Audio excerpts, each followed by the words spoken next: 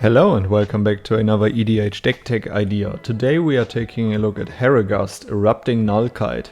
It is a 9 mana 6/6 Eldrazi dragon and it has a little bit of text on it. First of all, it has Emerge for 6 generic and 2 red, which means that you may cast a spell by sacrificing a creature and paying the Emerge cost reduced by that creature's mana value. So even though Herigast costs 9 mana, we can get him out way earlier. Furthermore, when you cast a spell, you may exile your hand, and if you do, draw 3 cards. Herigast has flying, and each creature spell you cast has Emerge, and the immersed cost is equal to its mana cost. The last line of Herigast makes him extremely powerful, as you definitely have to keep in mind that you can sacrifice Herigast to reduce your other creature spells. So this is how this deck is about to work. We will ramp up as fast as possible, bring out Herigast, and then we will cheat in a lot of powerful creatures for their Emerge costs. We are going to ramp by cards like Friend Dynamo, a 4 mana artifact, and it taps for 3 colorless. We play Palladium Mirror, a 3 mana 2/2, and we can tap it to generate 2 colorless.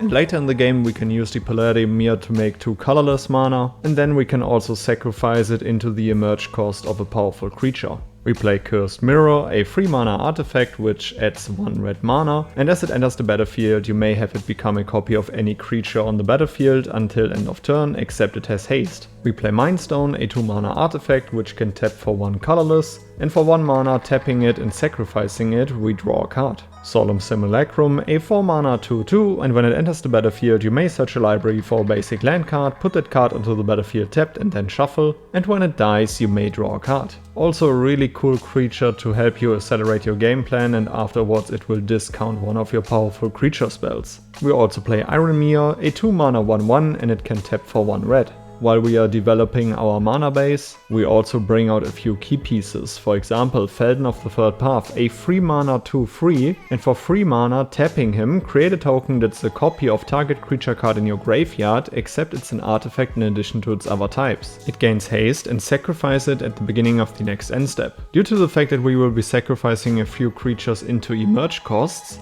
they will end up in our graveyard, so Felden is a really powerful creature in this deck, also because he makes a token copy of that creature and the token has the mana value of the original card. We play Calamity, Galloping Inferno, a 6 mana 4/6 with haste, and whenever Calamity attacks while settled, choose a non-legendary creature that's settled it this turn and create a tapped and attacking token that's a copy of it. Sacrifice that token at the beginning of the next end step and repeat this process once. And you can settle Calamity with every creature that has power 1 or more. We are playing a bunch of non-legendary creatures in this deck, so bringing out Calamity is extremely helpful because we will most likely always be able to settle it. We play Jaxus, the Troublemaker, a 4 mana 2/3, and for 1 red, tapping him and discarding a card, create a token that's a copy of another target creature you control. It gains haste, and when this creature dies, draw a card. Sacrifice it at the beginning of the next end step and activate only as a sorcery. Furthermore, we can blitz Jaxus in for 2 mana, so another really cool token generator that will help us to create a token to accelerate our game plan or to bring out another powerful threat, which we can swing with, and in our second main phase we can sacrifice it into a few Emerge costs. And last but not least we play Orpheon, Hero of Lavabrink, a 4 mana 3/3, and for 2 mana and tapping him, create a token that's a copy of another target creature you control. It gains haste and sacrifice it at the beginning of the next end step, activate only as a sorcery. For 9 mana and tapping him, you can create 5 tokens that are copies of another target creature you control, and they gain haste, but you also have to sacrifice them at the beginning of the next end step.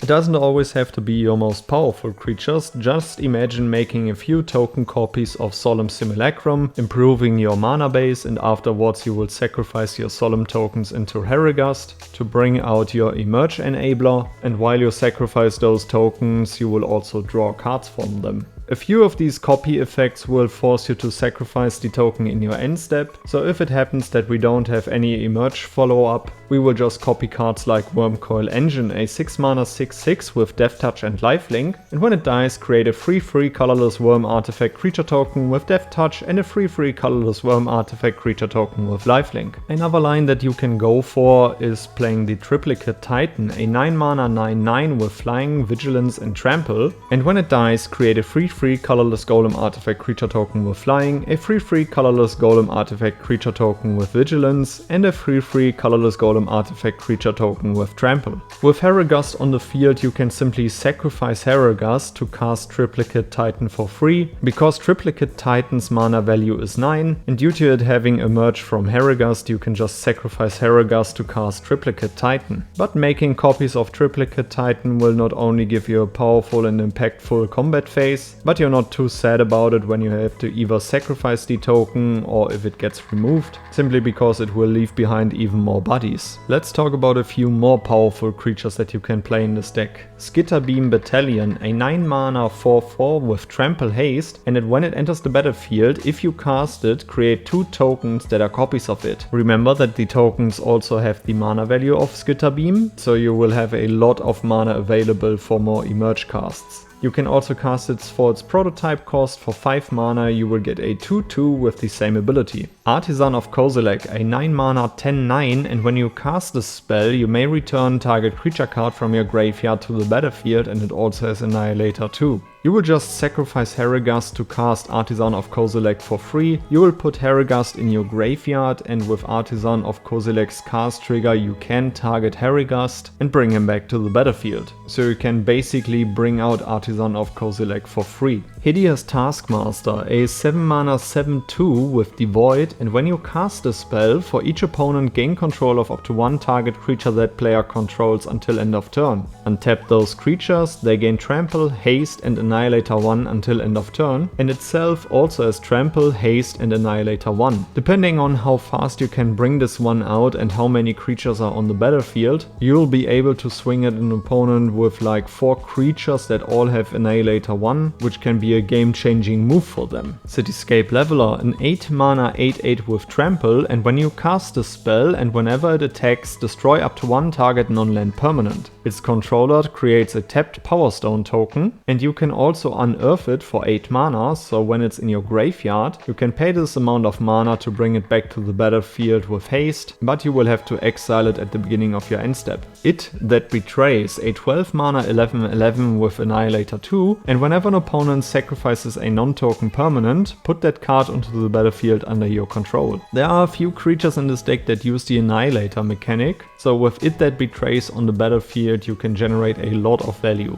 Cavernhorde Dragon, a 9 mana 6/6 with this spell costs X less to cast, where X is the greatest number of artifacts an opponent controls. It has Flying, Trample and Haste, and when it deals combat damage to a player, you create a treasure token for each artifact that player controls. Accelerating your game plan by creating a bunch of treasures was never a bad thing, so Cavernhorde Dragon definitely deserves a spot in this deck. As you are cheating in a lot of powerful creatures, you also want to ping your opponents. So we play Terror of the Peaks, a 5 mana 5/4 with Flying, and spells your opponent's cast that target Terror of the Peaks cost an additional 3 life to cast. Whenever another creature enters the battlefield under your control, Terror of the Peaks deals damage equal to that creature's power to any target. As you are creating a bunch of token copies of creatures that you need to sacrifice, and due to the fact that you also sacrifice creatures to cast other creatures with Emerge, is why Stalking Vengeance is also a great card in this deck, a 7 mana 5/5 with Haste, and whenever another creature you control dies, it deals damage equal to its power to target player or planeswalker. And now let's talk about more Eldrazi spells.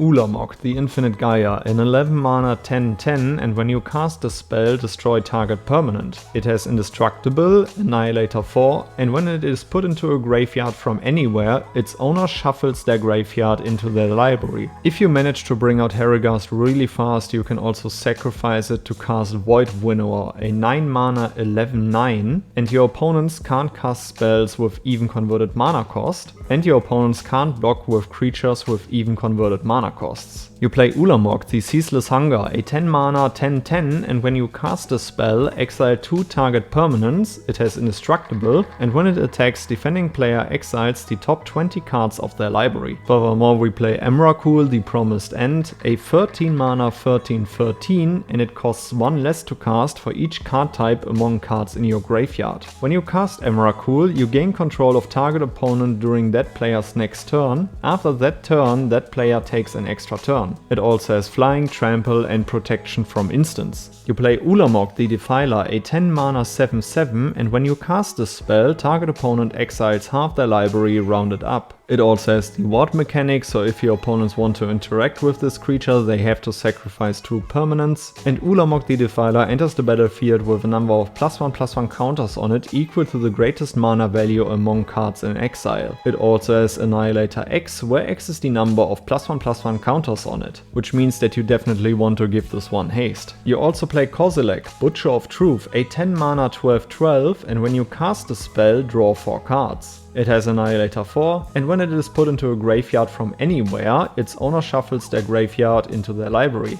You want to win more? You get it. First of all, you play Sneak Attack, a 4 mana enchantment, and for 1 red mana, you may put a creature card from your hand onto the battlefield. That creature gains haste and sacrifice the creature at the beginning of the next end step. Sure, with our Eldrazis we have a lot of powerful cast triggers, but we are also playing other creatures that we can cheat in for 1 red mana and then sacrifice them for some more emerge costs. And last but not least, an uncommon is Su-Chi Caveguard, an 8 mana 8/8 with Vigilance and Ward 4, and when it dies, add 8 colorless mana, and until end of turn you don't lose this mana as steps and phases end. I'm aware that this is not the most powerful card compared to an Eldrazi, but when it comes to game acceleration, I think this card definitely deserves a spot, simply because itself can already pay for 8 generic mana when emerge is enabled, and when it dies you also create 8 colorless mana, which is definitely worth mentioning, and not losing those mana as steps and phases end will give you huge flexibility during your turn. So these were a few cards that I will play in Herigast, Erupting Nullkite. Let me know down in the comments below which cards you would add to the deck, which legendary creature I shall feature next, and then I would say see you in the next one. Goodbye guys.